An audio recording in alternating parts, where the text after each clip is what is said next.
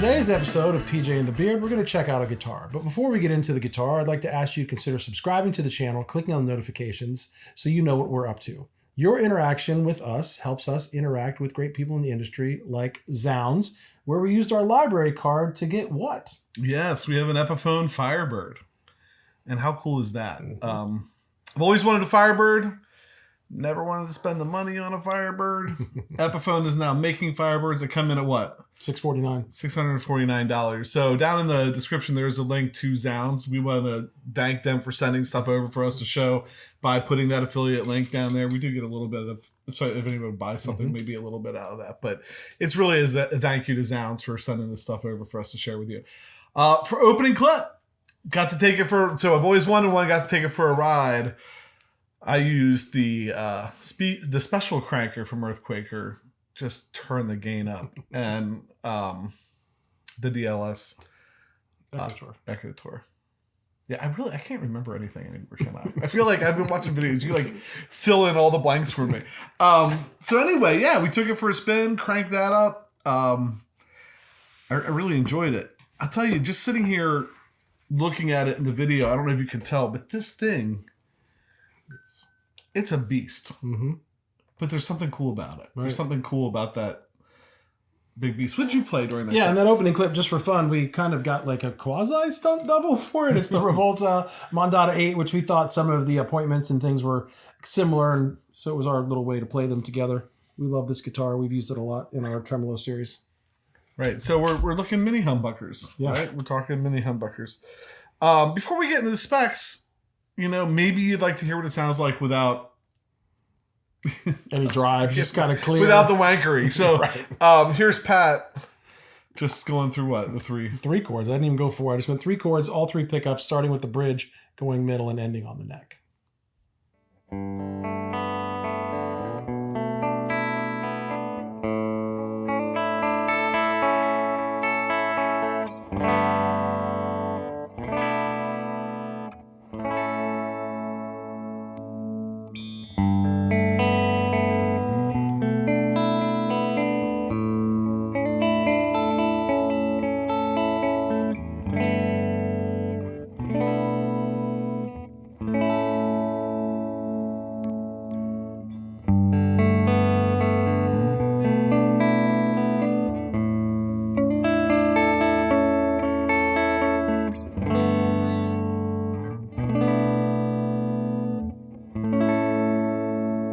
So after Pat did the 3 settings, just clean into the Tyler JT22, I don't know why, but that's where it started. I grabbed the special cranker from Earthquaker and ran those 3 settings again just to see what it sounded like with maybe just more than a little bit of drive on it.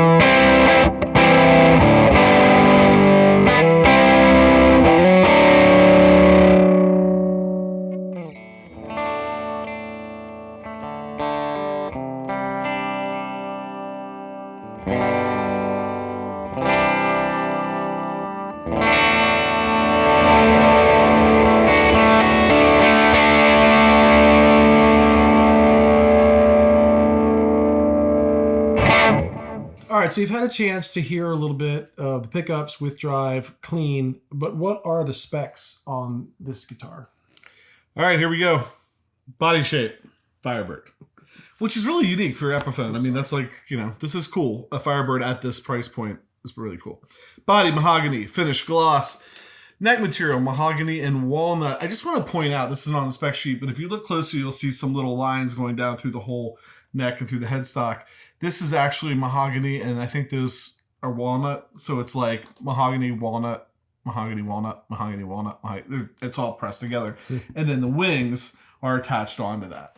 So that is one thing, the neck the whole way through. It is a neck through. It's, they're not making a Firebird and putting like a set neck on it. They're doing it the way the Gibson was. I really think the only difference, it seems like the only real difference is doesn't have the banjo tuners. We have regular Grover tuners at the top. So like a real Gibson Firebird would probably have banjo tuners up there. And the other big difference, we have we don't have a rosewood fretboard. What they call, well, we'll get to that in a second when I turn my phone back on because I've talked so long that the phone's gone off. There's one other thing. No, I think that's the big difference. I mean, certainly some of the hardware and stuff is going to be a little different than a Gibson, but they're really nailing this guitar.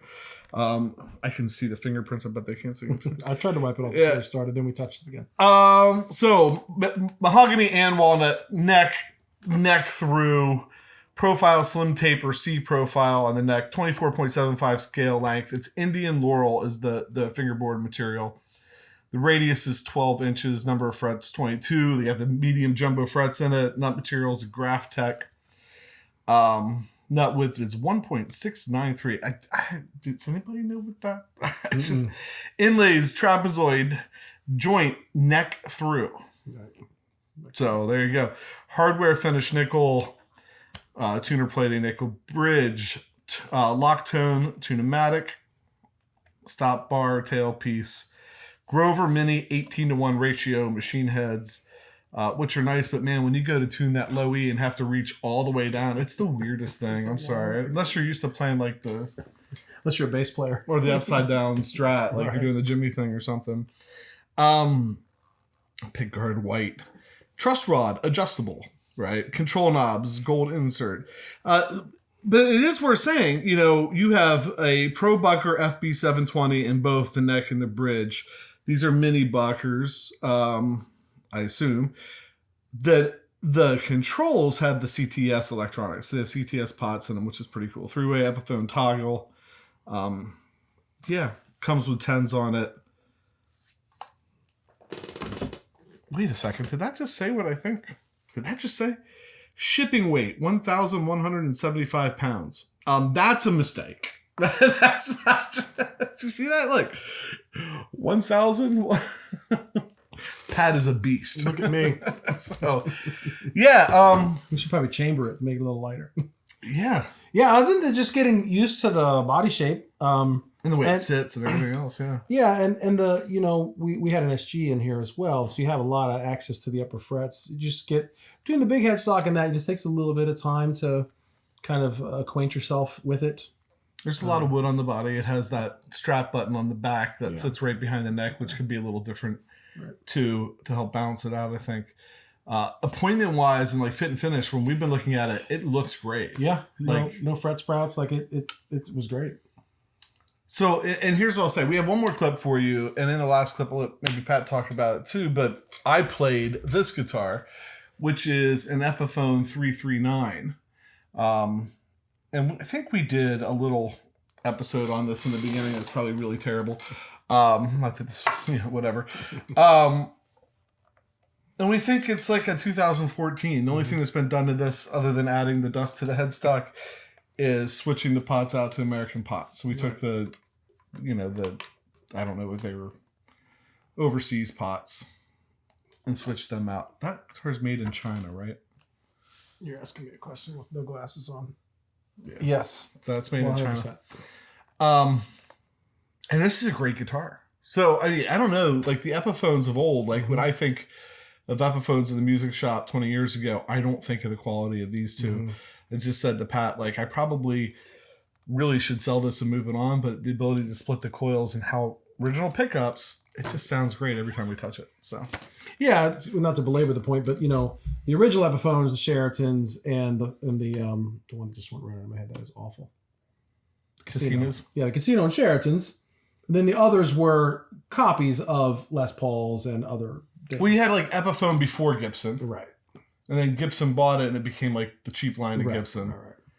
And now they seem to really be putting out some. Even made in China. This was fine. This was good. Yeah. That's good. So I think, do you have anything else to add before we get to this final clip? No. So with that, thanks for watching. We're gonna sign out, give you the final clip. With that, thanks for watching. Certainly if you've subscribed, we appreciate that, or have left a like, comment. Anytime you interact with the channel, it does exactly what Pat said in the beginning. It really helps us out. It helps us to form these relationships, like this one with Zounds, where they're able to provide us with some really sweet gear to share with you, and hopefully that's something you're interested in. So with that, I'm PJ on behalf of the Beard, reminding no matter what you hear, you never have too much gear. In my clip, I used the 2 Daves.